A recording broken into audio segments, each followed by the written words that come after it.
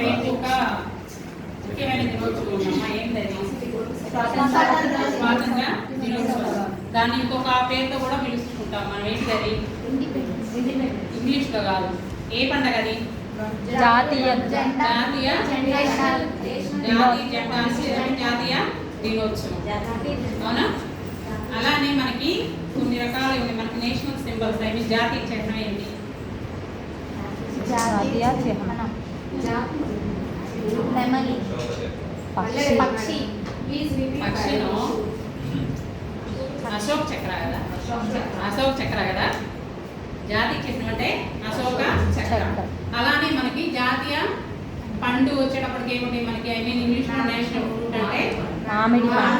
అలానే మనకి జాతీయంగా కొన్ని ఉన్నాయి. పక్షులు కూడా ఉన్నాయి. ఆ పక్షి నెమలి.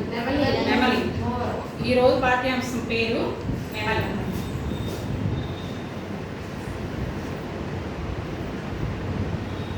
నెమలి ఎప్పుడన్నా చూసారా?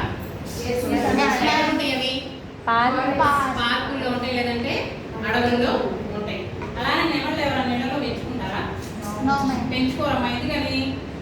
వాటి అరుపు చాలా భయంకరంగా ఉంటుంది. వాటిని ఏమంటాం మనం? క్రైంకారం అని కూడా అంటాం. ఈ నెమలి పాఠ్యాంశానికి వచ్చేటప్పటికి మనకి అభ్యసన ఫలితాలు.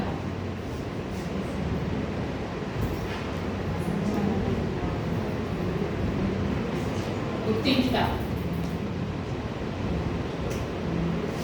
మనకి నెమలిలో కూడా రెండు రకాలు ఉంటాయి.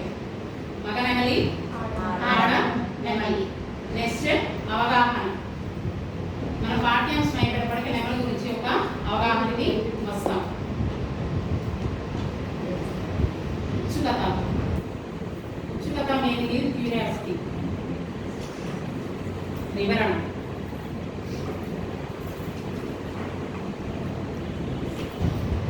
ఇవి పాఠ్యాంశంలో ఉన్నటువంటి అభ్యసన ఫలితాలు. మనకి నెమలి యొక్క అరుపుని మనం ఏమనుకున్నాము?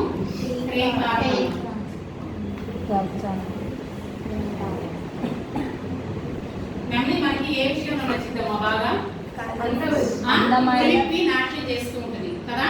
కురివిప్పి నాట్యం ఎలా చేస్తుంది? మనకి ఇప్పుడు ఈ రోజు వర్షం పడిందని సెలవు ఇచ్చారు కదా పాఠశాలకి. అలానే వర్షం పడినప్పుడు నెమలి ఏం చేస్తుంది? అందమైనటువంటి తన పురిని విప్పి నాట్యం చేస్తూ ఉంటుంది.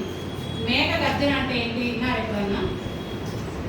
మేఘ గర్జన అంటే నిన్నటి రాత్రి మొన్న రాత్రి మేఘం ఏం చేసింది? బాగా గర్జించింది. గర్జన అంటే అరుపు. గర్జన అంటే అరుపు. అదేవిధంగా మనకి నెమలి అని పేరు ఒకటే తెలుసు, కానీ ఈ నెమలిని రకరకాల పేర్లతో మనం పిలుస్తూ ఉంటాం. ఏమేమి పేర్లు అంటే సిబ్బంది, మయూరం, కేకి, మేఘానంది,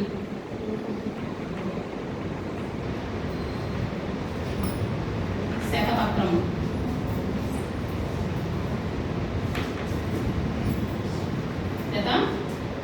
పత్రం. ఇంకా పెట్టాయి రకరకాల పేరుతోటి పిలుస్తాం, కానీ మనకు తెలిసిన పేరు ఏంటి? దానికి నెమలి అనే పిలుస్తాం. ఆ నెమలి అనే కాకుండా ఇంకా ఇలా రకరకాల పేర్లతో కూడా మనం నెమలిని పిలవచ్చు.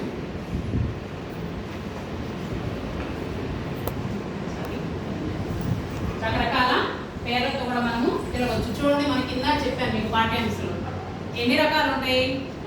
ఆడ నెమలి, మగ నెమలి రెండు ఉంటాయి. మనకి ఇక్కడ పురిపినటువంటి నెమలి ఏది? ఆడ నెమలికి పురి ఉండదు. అలానే మనకి ఈ పురిని కూడా రెండు రకాల పేర్లతో మనం పిలుస్తూ ఉంటాం. ఏంటి? పింఛము, కలాపం. ఏంటి? పింఛము, కలాపం.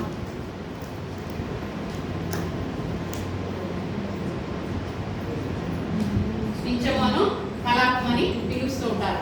అలానే మనకి ఇక్కడ చూడండి, ఇవి ఉన్నాయి కదా, వీటిలో ఉన్నటువంటి కనపడుతున్నాయి మీకు. ఏంటమ్మా ఇవి? కళ్ళు. మనం చిన్నప్పుడు గుర్తుందా? రెండు అవుతాయి, మూడు అవుతాయి. అవునా? పెట్టుకున్నామన్నా. వీటిని ఏమంటాము? నెమలిక, నెమలి కన్ను అంటాం. నెమలిక, నెమలి కన్ను అంటాం. అదేవిధంగా ఇవి మీకు అంత బాగా కనపడాలంటే మనకు ఉదయం పూట కానీ లేదంటే ఎక్కడన్నా షాప్స్ ముందు కానీ ఇట్లా ఇసుకుతూ ఉంటారు చూసారా, ఇట్లా చేతిలో పొగ అది పెట్టేసేసుకుని దూపం వేస్తూ ఉంటారు. అదేవిధంగా ఈ నెమలి యొక్క పింఛాలు ఏంటంటే మనకి లక్ష్మీదేవి స్వరూపంగా భావిస్తాం. ఇళ్ళలో కూడా పెట్టుకుంటారు, చాలా మంది పూజ గదుల్లో కూడా పెట్టుకోవడం మనం చూస్తూ ఉంటాం. అదేవిధంగా మనకి బాగా ఒక దేవుడి దగ్గర కూడా ఉంటాయి. ఏ దేవుడు ఎక్కువ ధరిస్తారు? శ్రీకృష్ణుడు. అదేమిటి ఏంటిది? ఫ్లూట్, తెలుగులో పిల్లన రోమి అంటాం. అవునా?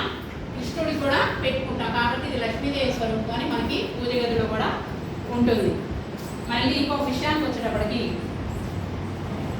ఇవన్నీ కూడా నెమలికి ఉన్నటువంటి పేర్లు. అదేవిధంగా నెమలి యొక్క ఆహారం మీకు ఎవరికన్నా తెలుసా? పాము. పాము. పాముకి కానీ ఇంకో పేరు అది భుజంగము, సర్పం. అందుకే నెమలిని మనం ఏమంటాము? అభిబుక్కు, భుజంగ బుక్కు అంటాం. అభిబుక్కు, భుజంగ బుక్కు అంటాం. ఉప్పు అంటే ఏంటమ్మా?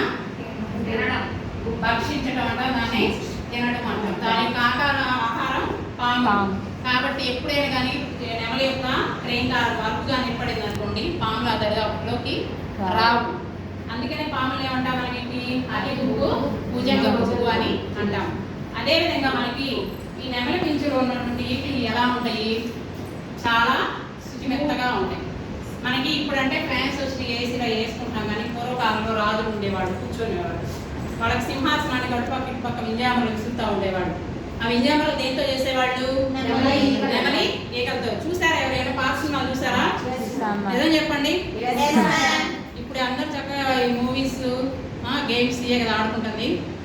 పాత సినిమాలు ఒకసారి చూసినట్లయితే వాటిలో మనకి నీటితో ఇట్లా కట్టేసి వింజామలు విసురుతూ ఉంటారు, దాన్ని కూడా ఉపయోగిస్తూ ఉంటారు. అదేవిధంగా శుద్ధిమెత్తనటువంటి నీటితోటి విసన కర్రలు తయారు చేస్తారు. ఏం తయారు చేస్తారు? విసన కర్రలు తయారు చేస్తూ ఉంటారు. పాఠ్యాంశం అర్థమైందమ్మా? పాఠ్యాంశాన్ని కానీ ఇంకోసారి పునః పరిశీలన చేసుకున్నట్లయితే పాఠ్యాంశం పేరేంటి? నెమలి. పాఠ్యాంశంలో ఉన్నటువంటి అభ్యసన ఫలితాలు గుర్తించుట. నెమలి అనేది మనకి ఎన్ని రకాలుగా ఉందో మనం గుర్తించాం. ఆడ నెమలి, మగ నెమలి. నెమలి ఎక్కువ ఈ రంగులోనే ఉంటాయి, చాలా తక్కువగా తెలుపు కలర్లో ఉంటాయి, పింక్ కలర్లో కూడా ఉంటూ ఉంటాయి. అలా గుర్తించాం. అవగాహనకు వచ్చాము మనం. నెమలి గురించి ఒక అవగాహనకు వచ్చాం. కదా అంటే మనకి వీటిని ఏమని పిలుస్తూ ఉంటాము? వీటిని గురిని కానీ పేర్లు అనేటువంటి ఉచ్చుకథతోటి ఉన్నాం. వివరణ పాఠ్యాంశాన్ని గురించి సవివరంగా వివరించడం జరిగింది. మీరందరూ కూడా బుక్స్ ఇస్తూ ఉంటాను, మీరు ఫింగర్ పెట్టి చూస్తూ ఉండండి. పాఠ్యాంశం చదువుతాను. ప్రతిరోజు కూడా మనకి ఒక్కొక్క పారాగ్రాఫ్ క్లాస్ స్టార్ట్ అయిన తర్వాత ఒక 5 నిమిషాలు పాఠ్యాంశం చదువుకోవాలి ప్రతి ఒక్కరు కూడా.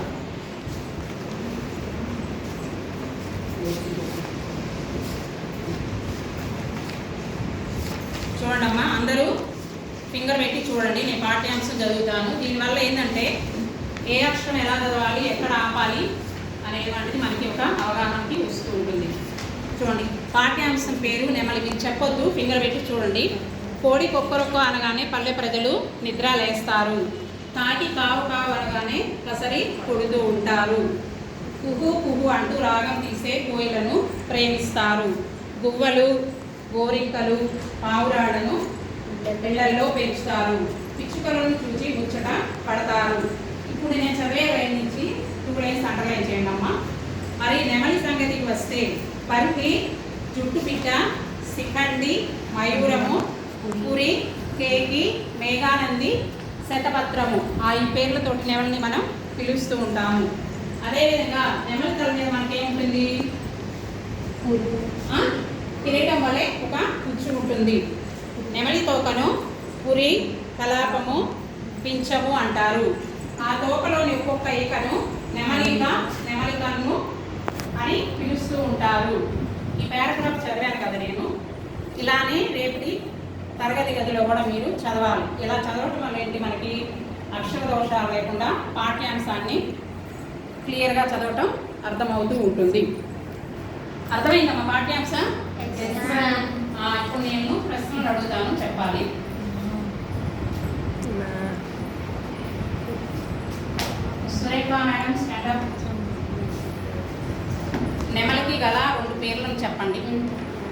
నెమలికి గల 2 పేర్లు. ఇంకా ధన్యవాదాలు, అభినందనలు.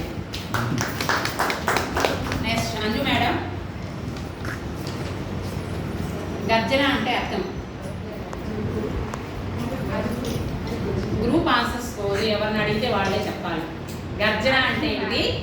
అరుపు. నాకు అర్థం తెలియదు కదా, మీకు ఎవరికి పాఠ్యాంశం అర్థమైందో? మీకు అర్థమైంది, దానికి అర్థం కావాలి కదా, ఒక నిమిషం ఆగింది, మరి అలా చెప్పకూడదు కదా. కాబట్టి రేపు ఫస్ట్ నువ్వే చదివేది పాఠ్యాంశం.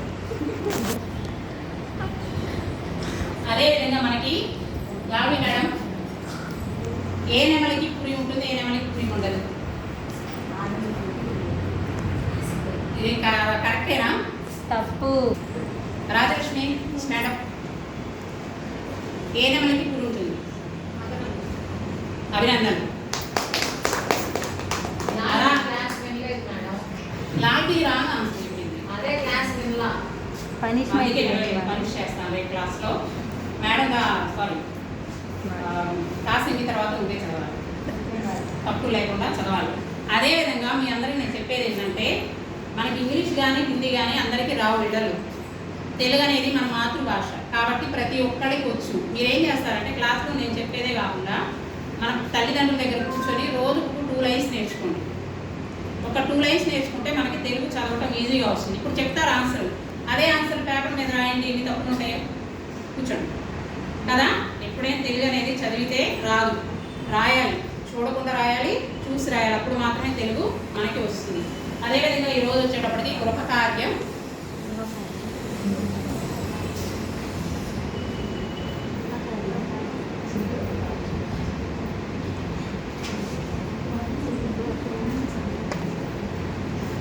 మూడో పాఠ్యాంశం మొదటి పారాగ్రాఫ్.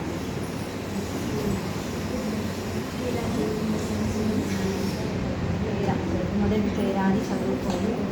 అందులో పట్టణానికి పదాలను. ధన్యవాదాలు.